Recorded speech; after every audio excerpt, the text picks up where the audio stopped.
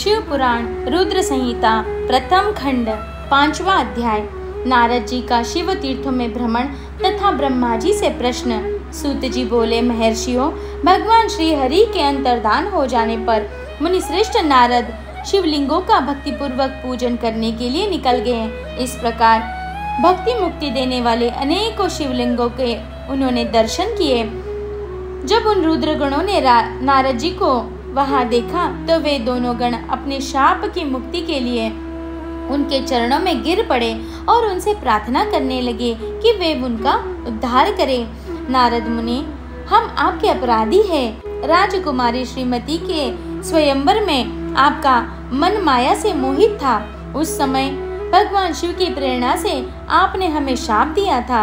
अब आप हमारी जीवन रक्षा का उपाय कीजिए। हमने अपने कर्मों का फल भोग लिया है। कृपा कर हम पर प्रसन्न होकर हमें शाप मुक्त कीजिए। नारद जी ने कहा, हे रुद्रगणों, आप महादेव के गण हैं एवं सभी के लिए आदरणीय हैं। उस समय भगवान शिव की इच्छा से मेरी बुद्धि भ्रष्ट हो गई थी, इसीलिए मोहवश मैंने आपको शाप दे दिया था।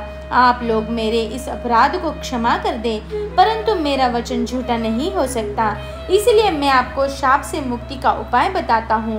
मुनिवर, विश्रवा के वीर्य द्वारा तुम एक राक्षसी के गर्भ में जन्म लोगे। समस्त दिशाओं में रावण और कुंभकर्ण के नाम से प्रसिद्ध पाओगे। राक्षस राज्य का पद प्राप्त करोगे। तुम बलवान व वैभव से युक्त हो जाओगे। तुम्हारा प्रताप सभी लोकों में फैलेगा। समस्त ब्रह्मांड के राजा होकर भी भगवान शिव के परम भक्तों में होगे।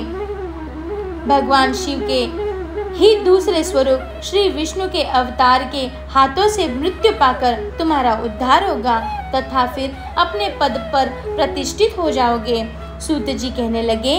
इस प्रकार नारद जी का कथन सुनकर वे दोनों रुद्रगण प्रसन्न होते हुए वहां से चले गए और नारद जी भी आनंद से सराबोर हो मन ही मन शिव जी का ध्यान करते हुए शिव तीर्थों का दर्शन करने लगे। इसी प्रकार भ्रमण करते करते वे शिव की प्रिय नगरी काशीपुरी में पहुँचे और काशीनाथ का दर्शन कर उनकी पूजा उपासना की। श्री नारद जी शिव जी की भक्ति में डूबे उनका स्मरण करते हुए ब्रह्मलोक को चले गए।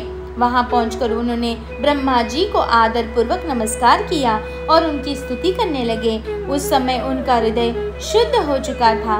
उनके हृदय में शिव जी के प्रति भक्ति भावना ही थी और कुछ नहीं था। नारद जी बोले, पितामह, आप तो परब्रह्म परमात्मा के स्वरूप को अच्छी प्रकार से जानते हो।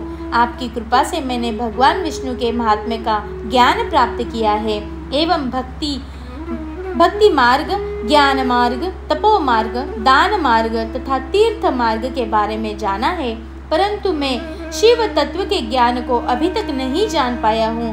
मैं उनकी पूजा विधि को भी नहीं जानता हूँ। अंततः अब मैं उनके बारे में सभी कुछ जानना चाहता हूँ। मैं भगवान शिव जी के विभिन्न चरित्रों, उनके स्वरूप तथा सृष्टि के आरंभ में, मध्य में किस रूप में थे, उनकी लीलाएं कैसी थी और प्रलय काल में भगवान शिव कहाँ निवास करते हैं, उनका विवाह तथा उनके पुत्र कार्तिकेय के जन्म आदि की कथाएं मैं आपके श्री मुख से सुनना चाहता हूँ। भगवान शिव कैसे प्रसन्न होते हैं और प्रसन्न होने पर क्या क्या प्रदान करते हैं, इस संपूर्ण वृत्तांत को मुझे बताने की कृपा करें। अपने पुत्र नारद जी की ये बातें सुनकर पितामह ब्रह्मा बहुत प्रसन्न हुए।